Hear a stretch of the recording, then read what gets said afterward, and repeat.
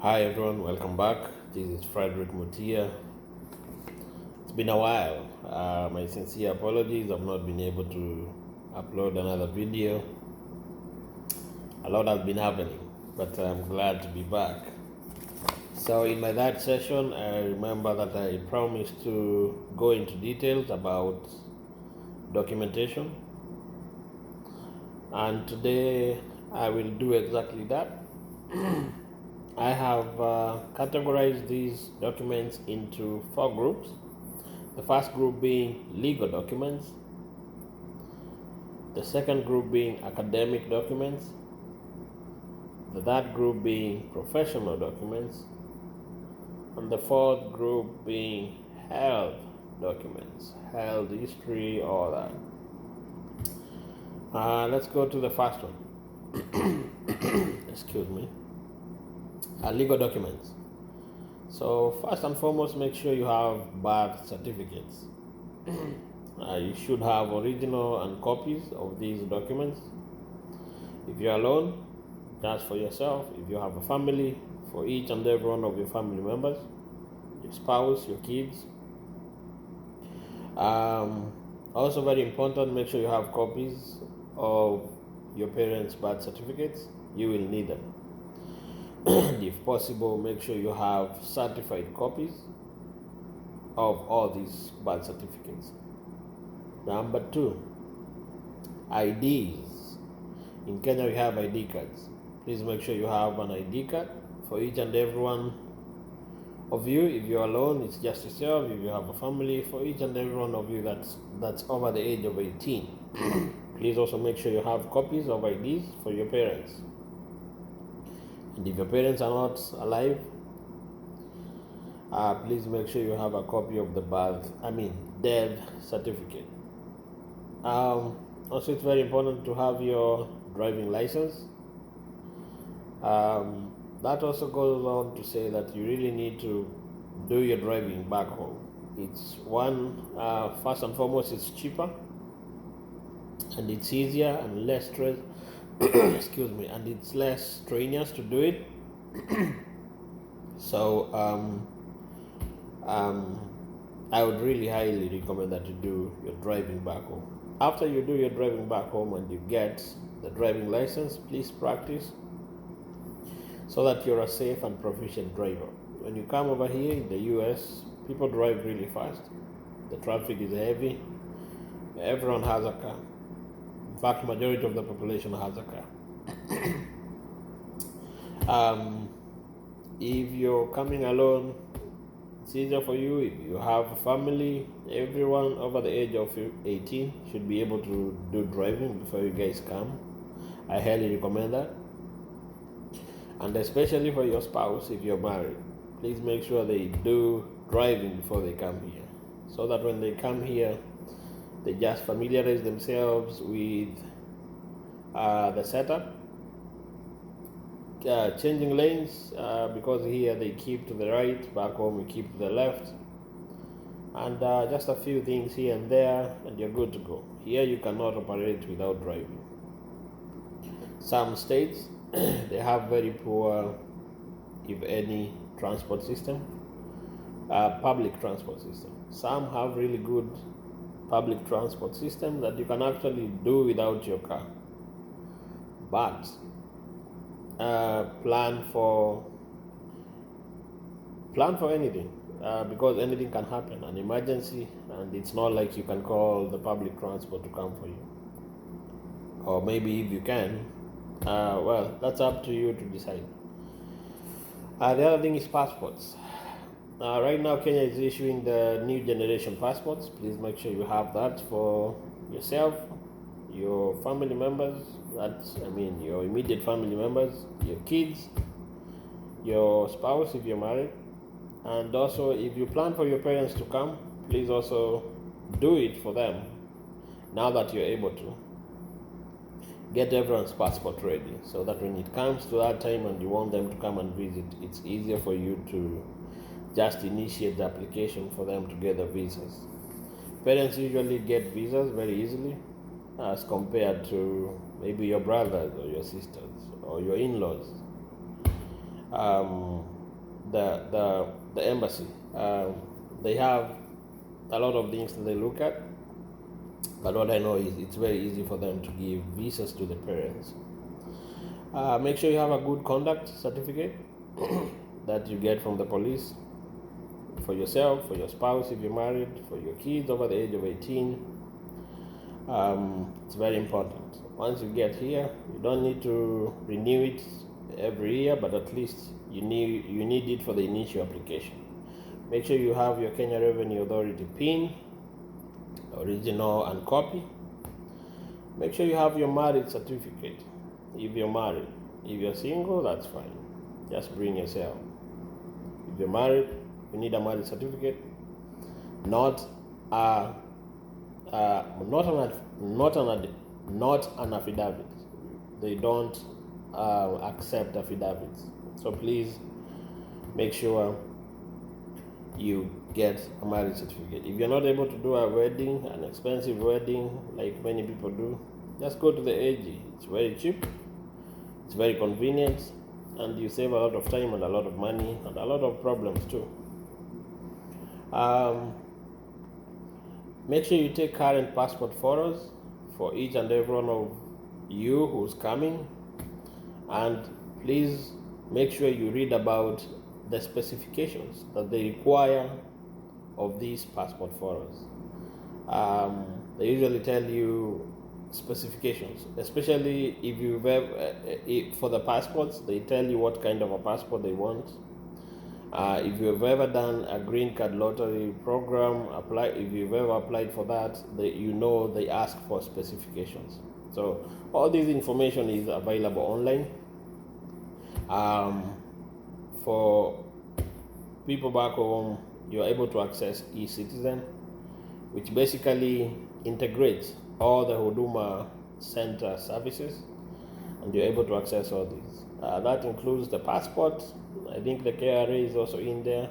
Good conduct. You're able to do all that via the eCitizen. And that's it for the legal documents. Second group is academics.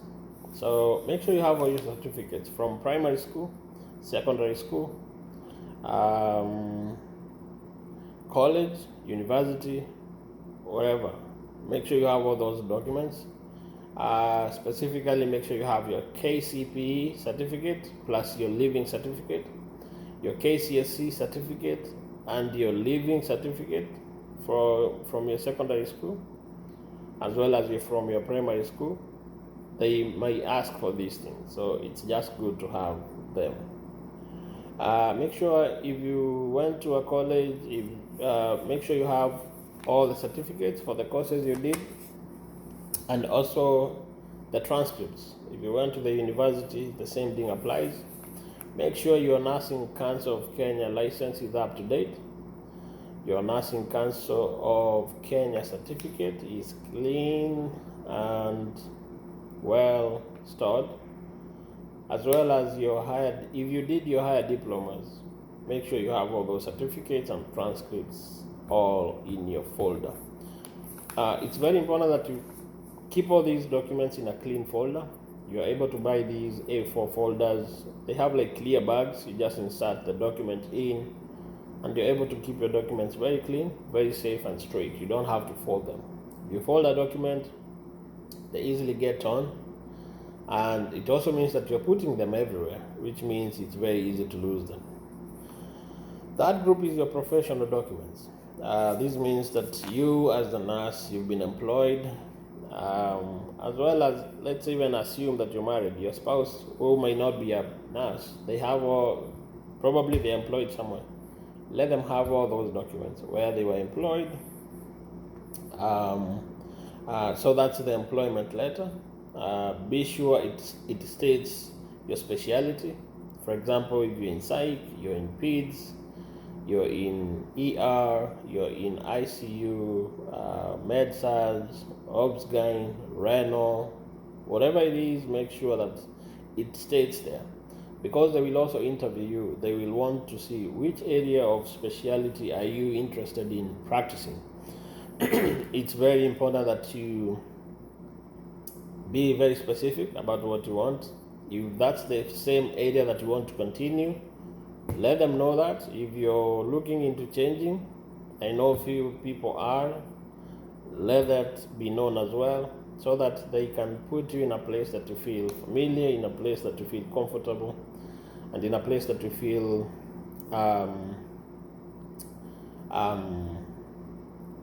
you are able to safely deliver safe patient care, appropriate patient care. Also, for your records, the CV, make sure you have it, it's up to date. It doesn't have to be bulky, it just needs to be specific. It needs also to be up to date. Also, yeah, that's it for your professional documents. The fourth group is the health records. Please make sure you have all the immunization documents for yourself and for anyone that's coming with you. If you're coming as a family, that will save you a lot of money, because at one point during the immigration process, you'll be sent to IOM. That's the International Organization for Migration, and they will charge you very expensively for some of those vaccines that they give you. So if you're able to prove through documentation that you got some of these immunizations, then they don't have to give them to you. But in the absence of the documentation and some lab tests that they ask you to do to be able to see whether you actually have those antibodies in you, then you'll have to get the shots again. So make sure you have your immunization records.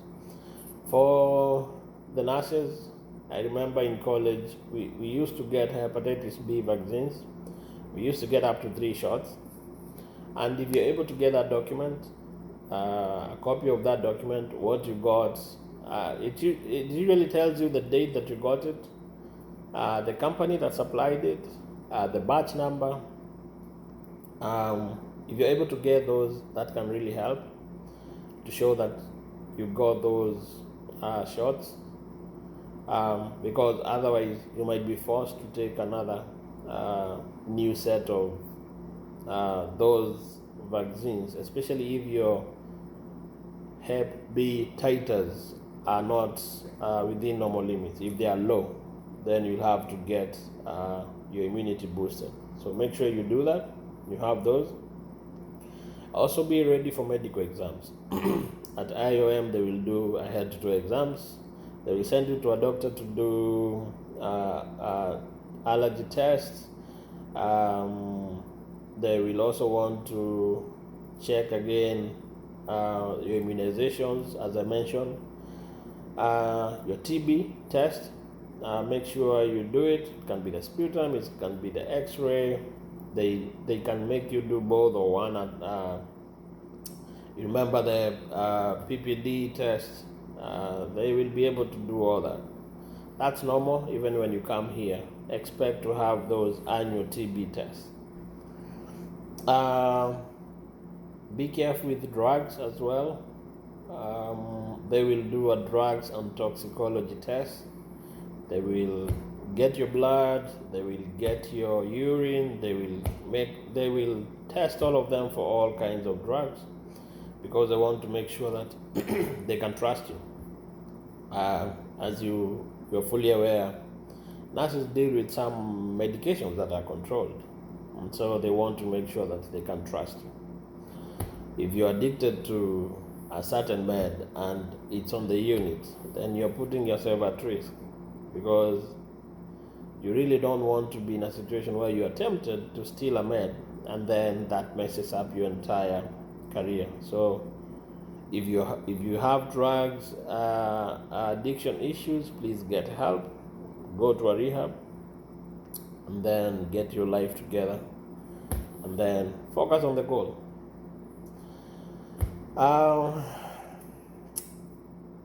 Some states will require you to do an IELTS exam. IELTS is the International English Language Testing System. In Kenya, they do it at, I think, Nairobi only, at the British Council. And that test is done on 4 categories. There is the reading, writing, listening, and speaking. You have to pass all those, and specifically the academic part of IELTS. Some states don't require them. For example, Texas. So it's your obligation to go online to these nursing boards for these different states and see whether they need that. Once you pass that exam, make sure you get a certificate. They call it the TRF. I think it was the test report form. Make sure you have a copy of that, a scanned copy, and the original, because at one time they will require you to upload it. Also expect that they will ask you to do fingerprinting for background checks. You can go to the police to have these fingerprints done. If you don't get assistance at the police stations, please get help at any of the Huduma centers. For me, I got it at the Huduma center, and it really helped. It was very straightforward, no complications, and the other thing I need to mention, that when they send you those fingerprinting cards for the background checks, please read the instructions very carefully. If you don't, you're going to mess up those cards, and it takes a long time for them to be able to send you another set of cards. So please read the instructions carefully, and if you feel that this is something that you need help with, let me know. Just send a question, and I'll try and look for a video. I actually saw one on YouTube that explained step by step how to do those, how to fill those questions on those background fingerprinting cards. Those are usually sent to FBI, and they do all that background checks. They want to make sure that you are who you say you are, that they can trust you, and that they don't need to worry about you being a criminal or a terrorist. That brings us to the end of today's 4th session. I think I've exhausted on documentation. If you have any questions, please feel free to ask under the comments. Before I leave, I have some tips. The first tip is, please check your emails every day. Get into the habit of checking your emails every day, because these people, the agencies, whoever you're dealing with, they'll be interacting with you, communicating with you through emails. So please check it on a daily basis. If you're not a good, if you're not able to remember on your own, most people have smartphones. Just put a reminder to check your emails on a daily basis at the same time, so that you don't miss. Because when they send you an email, they usually send you with an ultimatum within which you're supposed to have responded. So it's very essential that you check your emails every day. Number 2, keep your documents organized in a folder, as I mentioned earlier on, because when and if they need a particular document, you have to provide it. Thirdly, I want to repeat this again. Please make sure that your spouse, if you're married, is on board with this process.